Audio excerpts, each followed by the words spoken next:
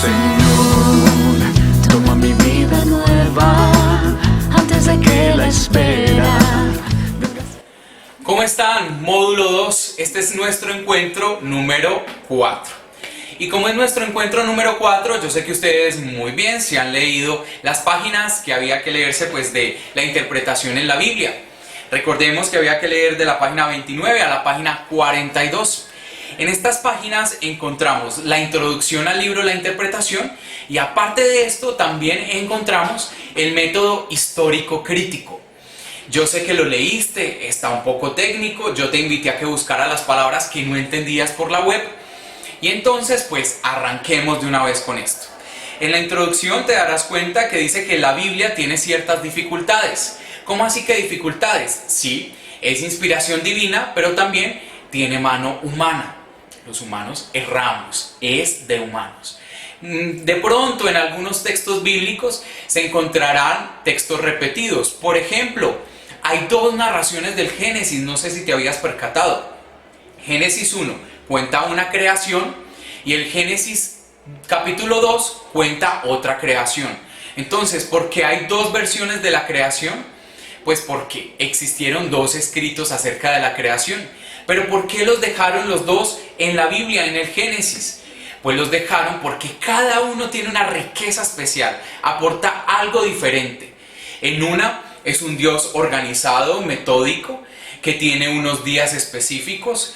En la otra es un Dios artesano, que toma arcilla, que moldea. Es un Dios, que tiene arte para hacer toda esa creación. Miren que las dos aportan cosas muy diferentes, pero las dos son valiosísimas. Santiago, ¿por qué no dejaron una?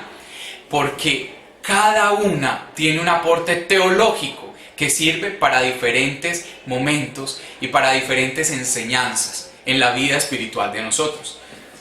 Por ejemplo, están los 4 evangelios: Marcos, Mateo, Juan y Lucas. Los 4 narran la misma historia de Jesús, pero cada una de esas historias tiene matices distintos. Cada matiz aporta cosas especiales para tu vida. Muy bien. Entonces, esas son como las dificultades a veces que tenemos para entender el texto. ¿Qué más nos dice? Acá pues nos habla sobre el etíope que está en Hechos de los Apóstoles, que era un hombre que iba en una carroza, y entonces cuando iba en ella, iba leyendo un texto de Isaías, pero no entendía nada. Y llega Felipe y entonces le dice: mira, quiero entender este texto, pero no entiendo nada. Y Felipe le dice: tranquilo, yo te lo voy a explicar. Así es la palabra de Dios. Necesita también ser intermediada por hombres. Necesita ser explicada. ¿El Espíritu Santo nos ilumina? Claro que nos ilumina. Pero también, como en todo, en nuestra fe, necesita ser mediada por hombres. El pueblo de Israel fue mediado a través de Abraham, fue mediado a través de Moisés.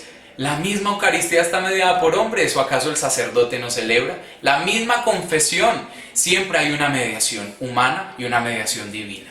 Entonces, por eso necesitamos este estudio y conocer los métodos. Muy bien.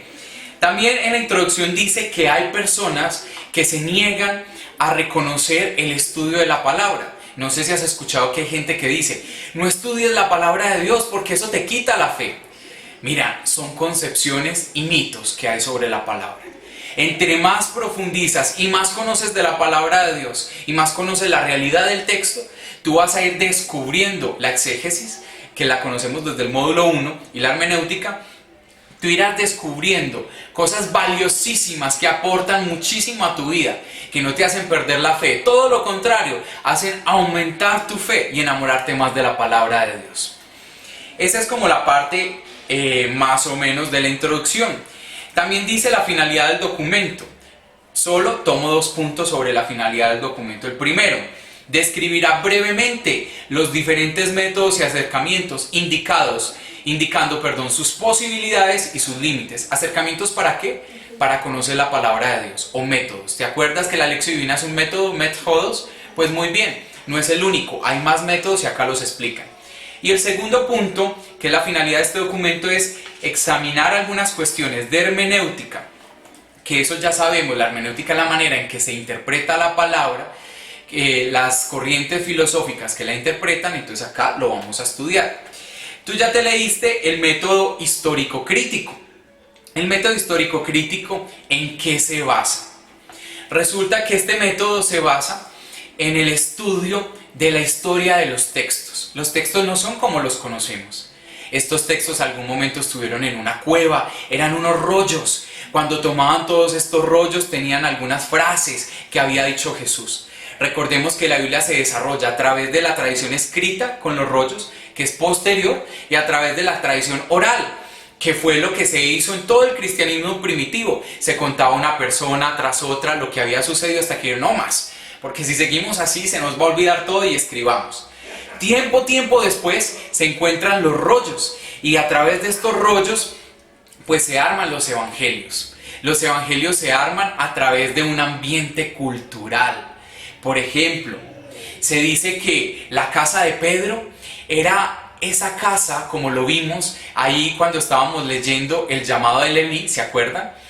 Que decían el llamado de Leví, en el otro libro que tenemos, una comunidad que lee el Evangelio de Marcos, decía que se creía que la casa de Leví no era la casa de Leví, sino la casa de Pedro, porque allí se mantenía Jesús y era como la sede de Jesús, como quien dice la casa cural de Jesús. Y entonces allí era donde Jesús atendía a todas las personas. ¿Por qué supieron esto?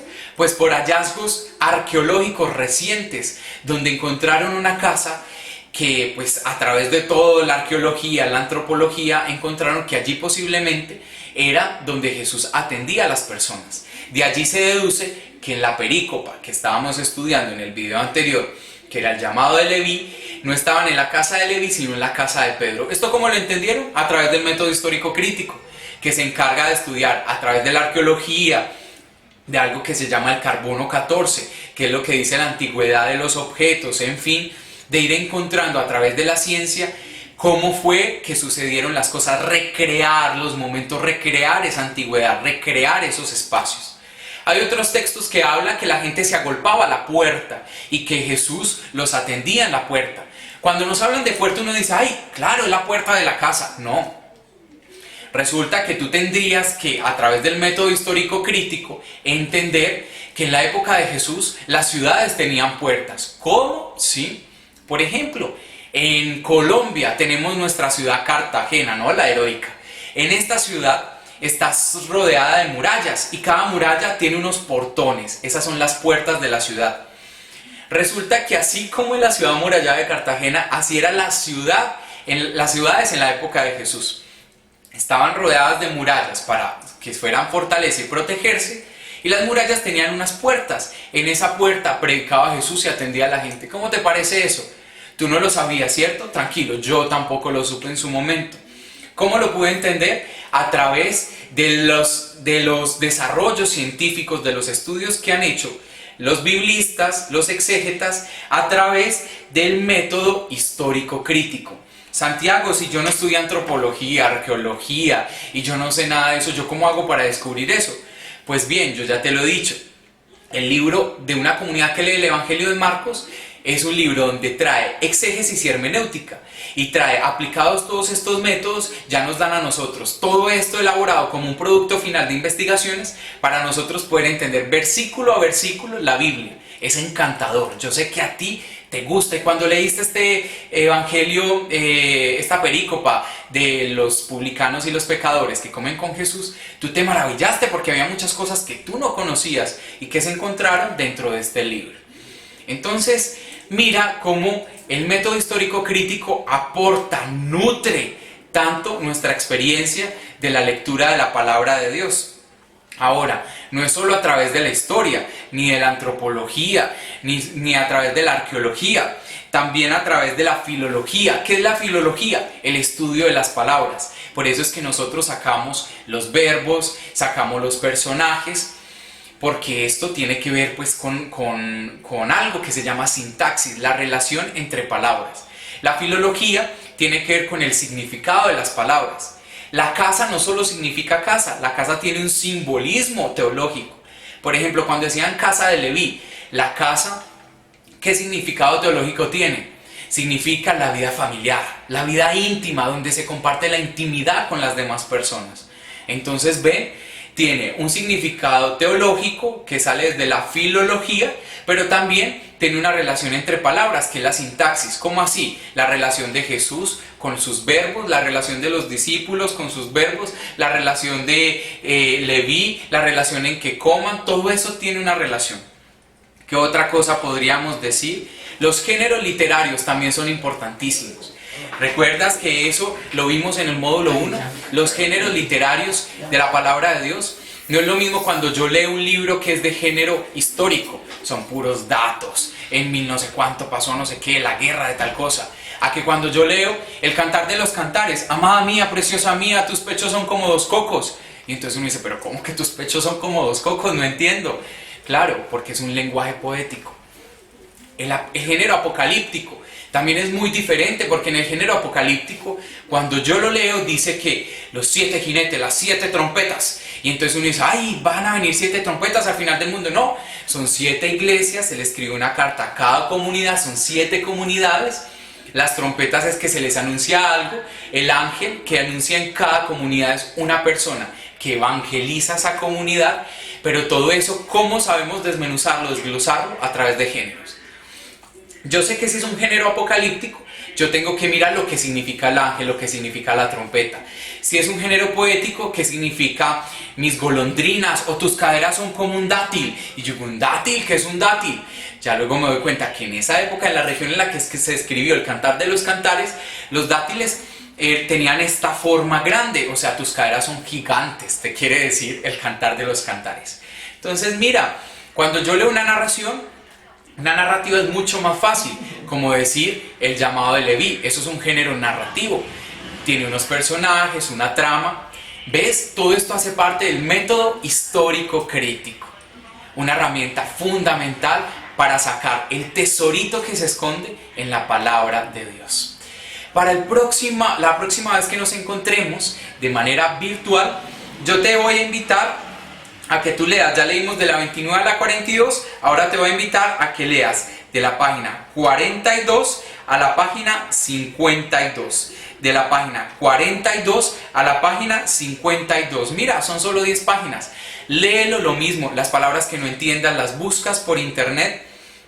Y entonces, en la próxima vez que nos encontremos, yo te explicaré con mayor profundidad de la página 42 a la página 52, que son los métodos de análisis literario. Esto es todo por hoy, Dios los bendiga, un abrazo muy grande y recuerden, buena marcha en este módulo 2, a seguir aprendiendo bastante de la palabra de Dios.